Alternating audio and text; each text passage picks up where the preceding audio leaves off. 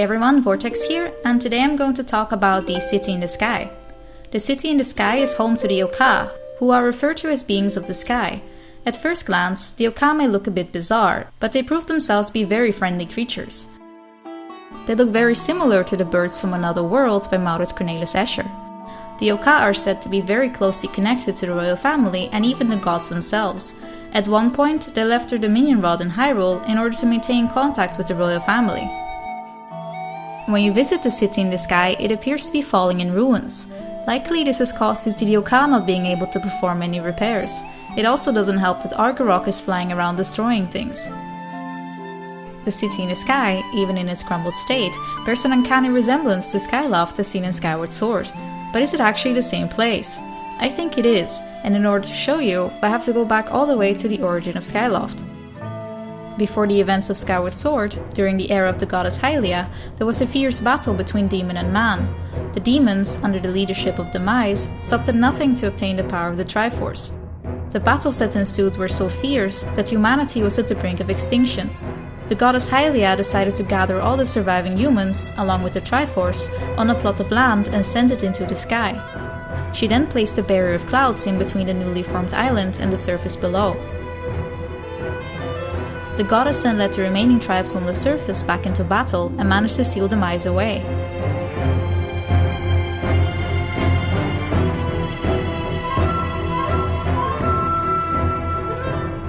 The island in the sky became known as Skyloft. The people of Skyloft lived with their guardian birds, known as the Loftwings, given to them by Hylia herself.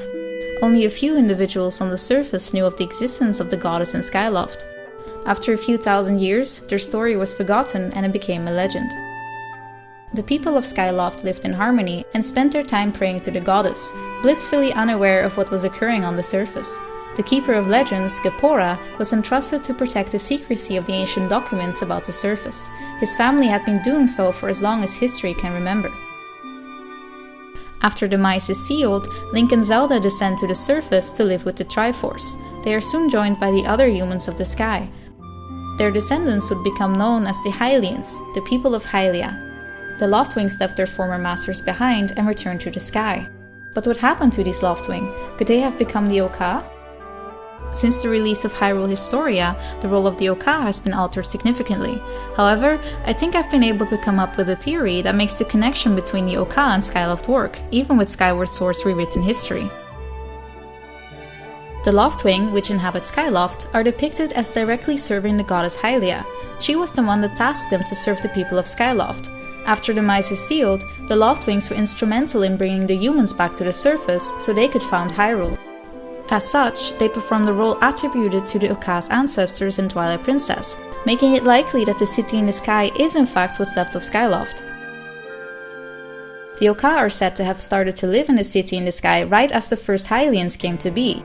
This matches the time frame perfectly where Zelda and Link separated from their Loftwings. The English version incorrectly states that the Oocca created both the City in the Sky and the Hylian people. The physical difference between the Loftwing and the Oocca is quite large, but it can be explained by evolution. Evolution is simply put caused by a certain mutation in an organism that makes it better at survival.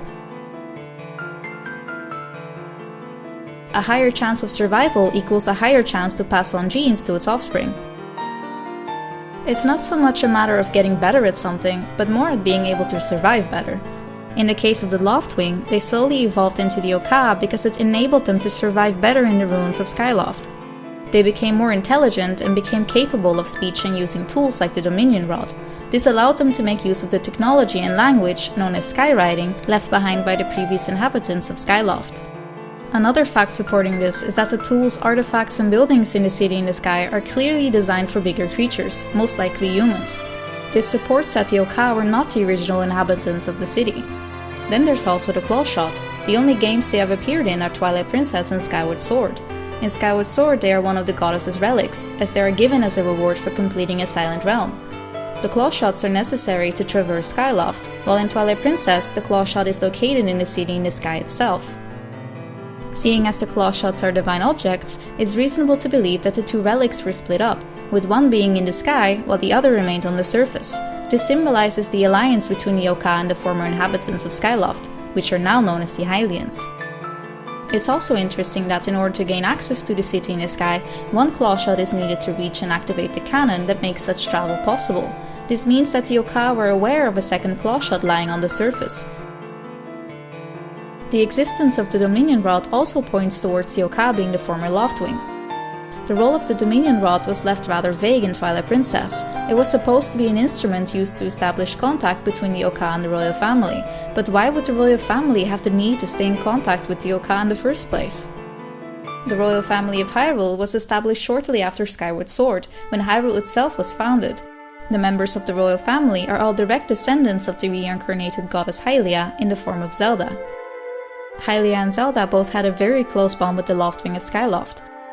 The crest of the royal family is modeled after the one from Hylia and the Loftwing itself. If the Loftwing are in fact the Oocca, it makes perfect sense for the family and the Oocca to keep communicating. Most of the backstory of the Oocca has been retconned with the release of Skyward Sword, but this part is still relevant. Now there remains the question why the Dominion Rod was found in the ruins of the Temple of Time. This can also be explained. When the Temple of Time was still intact in the Child Timeline, it was watched over by the royal family and the Sage of Light Rauru. Since the Dominion Rod was not in use, it was kept safe. Between the events of Ocarina of Time and Twilight Princess, there was a fierce war, the Gerudo-Hylian War. The Temple of Time and Hyrule Castle were ransacked during this war in quick succession. In order to prevent the Dominion Rod from being stolen and potentially misused, it was temporarily stored by Rauru in the holiest place imaginable, the Sacred Realm. But unbeknown to him, the Temple of Time would fall victim to many battles and eventually would crumble, making the Dominion Rod impossible to retrieve. But why would Rauru have done that in the first place? I suspect Rauru was the messenger of the heavens prior to Twilight Link's arrival. The Dominion Rod was only to be carried by the one known as the messenger to the heavens. Inside the Temple of Time, there are various reliefs with a depiction of the ancient sages and the Dominion Rod. The one holding the rod is most likely Rauru. Rauru is regarded as the guardian of the Triforce, and he resides within the Sacred Realm itself. Why would the royal family put so much responsibility in the hands of one man? Well, simply put, Rauru was destined to do so as a descendant of the goddess Hylia. This is also the reason why he was the one tasked with building the Temple of Time. As a descendant of Hylia, he possesses magic able to wield time and light in order to seal the Triforce. I have other reasons to suspect Rauru to be part of the royal family. For starters, is his uncanny resemblance to Gapora, the father of Zelda. The inhabitants of Skyloft were all named after birds, and Rauru's form outside of the Sacred Realm happens to be an owl named Gapora Gabora. Gapora even laughs with an owl-like hoo-hoo. Gapora also shares some physical similarities. His eyebrows and beard correlate with some of Gapora Gabora's characteristics. This would also explain why Rauru resembles the King of Hyrule so much, as they would be related. Whether this means Rauru is an incarnation of Gapora or only a descendant is not clear. In The Wind Waker, there are stained glass windows in Hyrule Castle's basement depicting the sages of the adult timeline. Among them is Rauru. Above each sage is his or her tribal symbol. The one depicted with Rauru is the royal crest of the royal family. This could either imply an allegiance or, more likely, being part of the tribe itself. If Rauru is an incarnation of Gapora, this would give a whole new meaning to the amount of effort Rauru places into safeguarding Zelda in Ocarina of Time.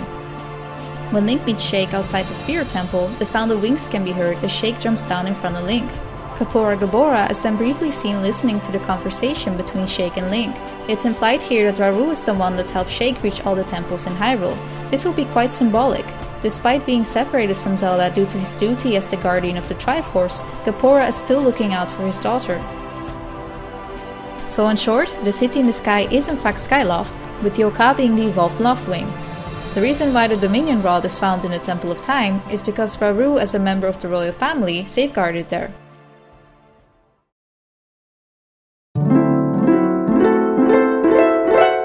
Hey everyone, thanks for watching, and if you like this video, check out some of my other Zelda stuff.